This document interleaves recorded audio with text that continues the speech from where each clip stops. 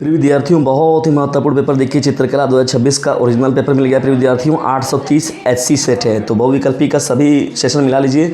और ये केवल आलेखन के लिए नहीं है, बल्कि इसमें जो है प्राविधिक कला का भी पूरा जो है बात किया जाएगा। तो वीडियो को बिना स्किप किए पूरा देखिएगा। ओरिजिनल पेपर है आपका, आज का ये पेपर है, ठीक है।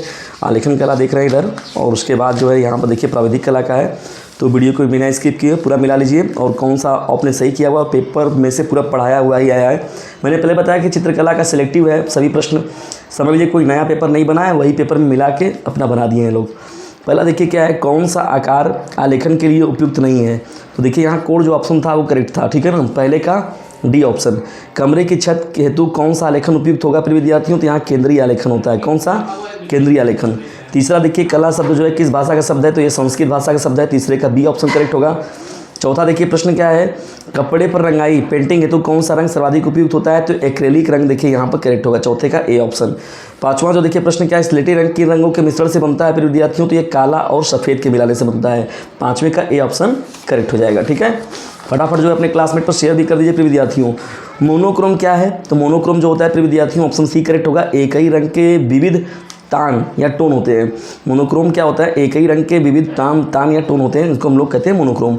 छठवें का डी सी ऑप्शन करेक्ट होगा। सातवां देखिए क्या है, पीले रंग का विरोधी रंग कौन है, तो नीला, और सातवें का ए ऑप्शन करेक्ट होगा। आठवां देखिए क्या है, हरा रंग किन दो रंगों के मिलाने से बनता है, या नीला और पीला को मिलाने से जो होता है वो हरा रंग बनता है, ठीक है। तो आठवें का बी ऑप्शन करेक्ट हो जाएगा। नौवां देखिए प्रश्न क्या, आलेखन कितने प्रकार के होते हैं प्रिय विद्यार्थियों। तो चार यहाँ पर होगा, राइट। नौवें का विकल्प नंबर सी करेक्ट होगा। चारकोल क्या है, तो चारकोल जो देखिए प्रिय विद्यार्थियों ग्रेफाइट होता है। 10वें का ए ऑप्शन करेक्ट होगा। बिना ब्रश की सहायता से कौन सा रंग लगाया जाता है, देखिए तो यहाँ पेस्टल रंग जो होगा प्रिय विद्यार्थियों करेक्ट हो जाएगा। 11वें का विकल्प नंबर सी। रंगों का कौन सा माध्यम जो होता है पारदर्शी होता है, तो देखिए यहाँ पर जल रंग होता है। तो 12वें का ऑप्शन बी करेक्ट होगा, ठीक है। आलेखन का चल रहा है प्रिय विद्यार्थियों सॉल्यूशन, जबरदस्त तरीके से शेयर कर दीजिए। डीजे सर का कहना है पढ़ने के साथ ही साथ जबरदस्त तरीके से अपने क्लासमेट पर शेयर करते रहना है। रेखा किसे कहते हैं, तो दो बिंदुओं के बीच की दूरी, तो ये करेक्ट होगा। 19वें का ए, 13वें का ए ऑप्शन। 14वां देखिए प्रश्न क्या, नीला रंग नेत्रों पर कैसा प्रभाव डालता है, तो प्रिय विद्यार्थियों में ठंडा प्रभाव डालता है। तो 14वें का विकल्प नंबर ए करेक्ट होगा। किस नंबर की पेंसिल से खींची गई रेखाएं गहरी होती हैं, तो देखिए यहाँ पर 2B करेक्ट हो जाएगा। 2B, 3B, 4B, 6B ये सब जो रहता है गहरी लाइन के लिए होता है। तो 15वें का सी ऑप्शन करेक्ट होगा। 16वां देखिए प्रश्न है, तो इसका राइट आंसर क्या होगा, आकृतियों की पुनरावृत्ति करने के लिए किस पेपर का प्रयोग होता है, तो ट्रेसिंग पेपर का प्रयोग होता है। 17वां हम लोग का प्रश्न है, समांतर रेखाएं किसे कहते हैं, तो दो सीधी रेखाएं जो आपस में न मिले। सबसे बड़ा एग्जाम्पल रेलवे का पटरी हो जाएगा इसमें, ठीक है ना। 17वें का ए ऑप्शन करेक्ट हो जाएगा। चलिए आगे बढ़ते हैं हम लोग यहाँ पर। अब बढ़ते हैं 18वें प्रश्न की ओर। निम्नलिखित में से द्वितीयक रंग कौन सा है, तो देखिए यहाँ द्वितीयक रंग की बात हो रही है, तो नारंगी है प्रिय विद्यार्थियों। 18वें का सी ऑप्शन। 19वां प्राथमिक रंग कौन सा है, तो प्राथमिक रंग जो होता है प्रिय विद्यार्थियों लाल, नीला और पीला, इन लोग को प्राथमिक रंग कहते हैं। तो यहाँ 19वें का सी ऑप्शन करेक्ट हो जाएगा। किस में से सबसे मोटा ब्रश कौन सा है, तो जितना नंबर बढ़ता जाएगा तो मोटा होगा, तो नंबर 6 यहाँ पर करेक्ट होगा। 20वें का ऑप्शन ए। तो जितने लोगों ने ऐसे किया होगा विद्यार्थियों, तो उनका 20 बहुविकल्पी उनके कंट्रोल में हो गया। हम लोग बढ़ते हैं प्राविधिक कला को लेकर। देखिए यहाँ पर प्राविधिक कला में कौन कौन से प्रश्न आप लोग क्या आए थे। पहला देखिए क्या है, वृत्त का आकार कैसा होता है, पढ़ाया गया था, ऑप्शन बी करेक्ट हो जाएगा। किस नंबर की पेंसिल से खींची गई रेखा गहरी होती है, अभी देखिए तुरंत आप देखे हैं कि 2B वाला था, 2B यहाँ पर बी ऑप्शन करेक्ट होगा, ये मत करिएगा, 2B हो जाएगा। अभी इसमें भी था आपका आलेखन कला में भी वही पेपर था आपका, तो दूसरे का बी ऑप्शन करेक्ट होगा। तीसरा देखिए क्या, समांतर रेखाएं दो सीधी रेखाएं जो आपस में ना मिले, वही चीज़ फिर से प्रश्न मिल गया, ठीक है ना। देखिए है भी आलेखन में भी था ये। 1 डेसीमीटर में कितने सेंटीमीटर थे, तो मैंने पहले बताया था कि milli centi decimetre deca hecto kilometre. तो मिली सेंटी डेसी, तो 1 डेसीमीटर में 10 सेंटीमीटर होगा ना, एक ही प्लेस का डिफरेंस है। मापनी में से पहले बाएं भाग पर क्या लिखा होता है, तो ये शून्य लिखा होता है प्रिय विद्यार्थियों। तो 5वें का ए ऑप्शन करेक्ट होगा। एक वर्ग के सभी आंतरिक कोणों का योग क्या होता है, तो 360 देखिए यहाँ पर 6वें का बी ऑप्शन करेक्ट हो जाएगा। 7वां देखिए क्या है, 1 मीटर में कितने सेंटीमीटर होते हैं, तो 1 मीटर में 100 सेंटीमीटर होते हैं। Milli centi decimetre deca hecto kilometre. संभावित त्रिभुज के प्रत्येक कोण कितने होते हैं, 60 अंश होते हैं। तो 7 देखिए यहाँ पर 8वें का विकल्प नंबर ए करेक्ट होगा। 7वें का भी विकल्प नंबर ए है। 6वें का जो बी ऑप्शन करेक्ट है। बढ़ते हैं हम लोग 8वें प्रश्न की ओर। देखिए 8वां का क्या है प्रिय विद्यार्थियों, 8वां का तो यहाँ पर ए था।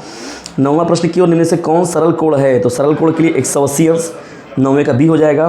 10वां क्या है, किसी त्रिभुज के अंतर कोणों का योग क्या होता है, 2 समकोण के बराबर होता है, 10वें का बी ऑप्शन। समबाहु त्रिभुज कौन सा है, तो देखिए ऑप्शन ए वाला जो फिगर है यही है आपका समबाहु त्रिभुज। 12वां देखिए सबसे गाढ़ी रेखा खींचने वाली पेंसिल कौन सी है, तो यहाँ देखिए प्रिय विद्यार्थी 2B, 6B, 4B, तो यहाँ सबसे गहरी हो जाएगी 6B, ठीक है ना, क्योंकि जैसे से ये 2B ये 6B आपका करेक्ट हो जाएगा। 1 डेसीमीटर में कितने मिलीमीटर होते हैं, तो 1 डेसीमीटर में कितने मिलीमीटर, मिली सेंटी डेसी, तो यहाँ 100 हो जाएगा। 13वें का ऑप्शन नंबर ए। 1 किलोमीटर में कितने डेसीमीटर, तो ये 10,000 ऑप्शन आपका करेक्ट होगा। 14वें का बी ऑप्शन करेक्ट हो जाएगा, ठीक है ना। 15वें प्रश्न क्यों बढ़ते हैं, इनमें से कौन सा प्रतिवर्त कोण नहीं है, तो देखिए यहाँ पर ऑप्शन नंबर 180 करेक्ट होगा। 15वें का ए ऑप्शन। 180 से ज़्यादा हो, 360 से कम, उसको हम लोग कहते हैं परिवर्त कोण, है ना, ठीक है। तो रिफ्लेक्स एंगल उसको बोलते थे। रिफ्लेक्स एंगल यहाँ पर कौन नहीं है, 180 रिफ्लेक्स एंगल नहीं है। एक घन के कितने कोण होते हैं, तो 12 होते हैं पर विद्यार्थियों। 16वें का बी ऑप्शन करेक्ट था। 17वां, एक समचतुर्भुज में कितनी भुजाएं होती हैं, तो 4 भुजाएं होती है। जानते हैं चतुर्भुज की बात होगी तो 4 भुजा। 1 डेकामीटर में कितने सेंटीमीटर होते हैं, तो फिर विद्यार्थी देखिए मिली सेंटी डेसी मीटर डेका, तो देखिए 3 यहाँ पर हो जाएगा, तो यहाँ पर 1000 सेंटीमीटर हो जाएगा, ठीक है ना। 18वें का विकल्प नंबर बी करेक्ट होगा। 19वां जो दिया निरूपक भिन्न की इकाई क्या होती है, सेंटीमीटर, मीटर, किलोमीटर, कोई इकाई नहीं होती है, तो ऑप्शन नंबर डी करेक्ट होगा, कोई इकाई नहीं होती है। 20वां देखिए प्रश्न क्या है, स्पर्श रेखा दीर्घवृत्त में कहाँ स्पर्श करती है, तो ये दीर्घ अक्ष पर करती है स्पर्श। कहाँ करती है विद्यार्थियों, दीर्घ अक्ष पर करती है, ठीक है। तो ये था आप लोग का आलेखन और प्राविधिक कला का। उसके साथ प्रिय विद्यार्थी देखिए यहाँ पर जब फुल डिस्कशन बाद में होगा इसका, तो आप लोग को जो है पूरा समझाया जाएगा, इसको बताया जाएगा बाद में, लेकिन यहाँ पर अभी मिला लीजिए पहले अपना। आप लोग बहुविकल्पी को लेकर बड़े परेशान रहते हैं, तो इसलिए बहुविकल्पी का मुझे लगा कि तुरंत पहले आप लोग को उपलब्ध कराना चाहिए सॉल्यूशन। ये पूरा पेपर था आप लोगों का, फिर जो है हम लोग इसका सॉल्यूशन जो है कराएंगे प्रिय विद्यार्थियों, निश्चिंत रहिएगा ज़बरदस्त तरीके से, ठीक है। मिलते हैं नेक्स्ट वीडियो में, तब तक के लिए टेक केयर, गुड बाय, जय हिंद, जय भारत।